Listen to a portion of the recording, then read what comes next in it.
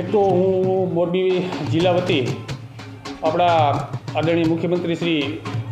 ભૂપેન્દ્રભાઈ પટેલ સાહેબનો હું ખૂબ ખૂબ આભાર માનું છું કે અમારી મોરબીની જનતાની વર્ષો જૂની લાગણી અને માંગણીને સંતોષી છે અને આપણા કૃષિ મંત્રી શ્રી રાઘવજીભાઈ પટેલે એક કૃષિ યુનિવર્સિટીની જે આંકડે નિમણૂક કરી છે એ બદલ ગુજરાત સરકારનો અને ભારતીય જનતા પાર્ટીનો અમે દિલથી મોરબી જિલ્લા ભાજપ ખૂબ ખૂબ આભાર માની છીએ અને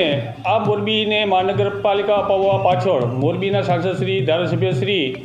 અને સંગઠને ખૂબ રજૂઆતો કરી, ખૂબ મહેનત કરેલી, એનું ફળ સ્વરૂપે આજ પરિણામ આવ્યું છે અને મોરબીની જનતામાં ખૂબ અનેરો ઉત્સાહ કે આજે ઢોલેરીમાં જે ફટાકડા ફોડ્યા, મીઠાઈ વેચી અને એક મોરબીની પર જે ઉત્સવ જેવો માહોલ સર્જાયેલો હતો.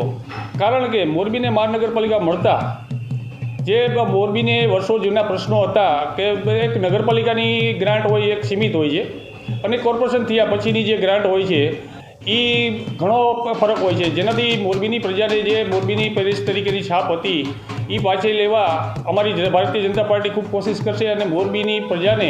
એને સુવિધાના નામે કે સફાઈનું કામ છે, રોડ રસ્તા છે, બગીચા છે કે હરવા ફરવાના સ્થળ બીજા છે, રિવરફ્રન્ટ જેવા છે કે આ બધું ક્યારે કરી શકી કે ભાઈ બજેટ આવે કોર્પોરેશનમાં જે બજેટ હોય છે એ ઘણું બજેટ મોટું હોય છે, તો જેના હિસાબે વિકાસ કરવો હોય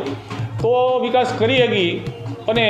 જે આ સરકારે અમને આ તક આપી છે એનો અમે ભરપૂર ઉપયોગ કરશું અને ખૂબ સારું મોરબી બને, ખૂબ પાછું પેરિસ બની જાય એવી અમે કોશિશ કરશું.